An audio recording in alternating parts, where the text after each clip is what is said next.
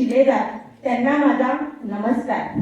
माझा झालेला आहे तो सन्मान सोहळा नसून एक ध्येयाचा सन्मान आहे। एकच ध्येय विद्यार्थी विकास गुणवत्ता विकास हे या आपल्या ध्येय एज्युकेशन फाउंडेशनचं ब्रीदवाक्य आहे आणि ते सार्थ करण्यासाठी आपण सर्व शिक्षक बंधू भगिनी इथे जमलेलो आहोत।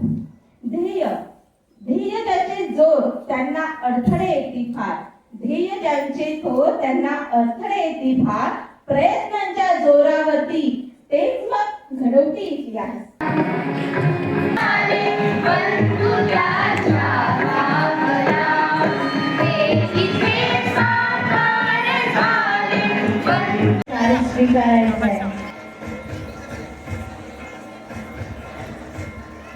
ध्येयतरंग 0.4 ध्येय एज्युकेशन फाउंडेशन मार्फत आदर्श शिक्षक पुरस्कार 2025 हे पुढे पडती असे तुमचे कार्य, शिक्षणाच्या वाटेवरचे तुम्हीच खरे मार्गदर्शक अंशव्य, शिक्षणाच्या वाटेवरचे तुम्हीच खरे मार्गदर्शक अंशव्य।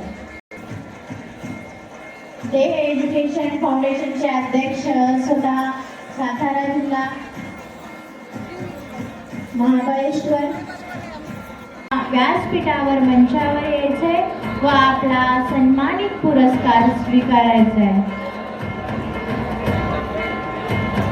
करतो आहोत आणि या कामाला शुभेच्छा द्यायच्यात म्हणून आपल्या सगळ्यांचे मार्गदर्शक आणि आदर्श आदरणीय वारे गुरुजी यांचं या ठिकाणी शुभागमन होतोय। काही क्षणांमध्ये मी आपले अध्यक्ष पदाधिकारी सगळ्यांना विनंती करतो की आपण या ठिकाणी उपस्थित राहायचं आहे। नमस्कार, मी श्रीमती छाया गुंडेराव कांबळे, जिल्हा परिषद प्राथमिक शाळा पारुनगर मुरुड, तालुका जिल्हा लातूर येथे सहशिक्षिका म्हणून कार्यरत आहे। ध्येय वेळाचे ज्ञानामृत पिऊन सकल जनात शिक्षणाची गोडी निर्माण व्हावी यासाठी नेहमीच प्रयत्नशील राहिली आहे। समाजाचा एक अविभाज्य घटक म्हणून आपल्या ज्ञानाचा वाटा कसा देता येईल हा प्रामाणिक प्रयत्न केला आहे आणि हा क्षण प्रत्यक्ष आणि जवळून पाहिला आणि ओळखून मला या सुंदर क्षणाचा साथीदार बनवला त्या माझ्या सौ स्वातीताई कल्याणी।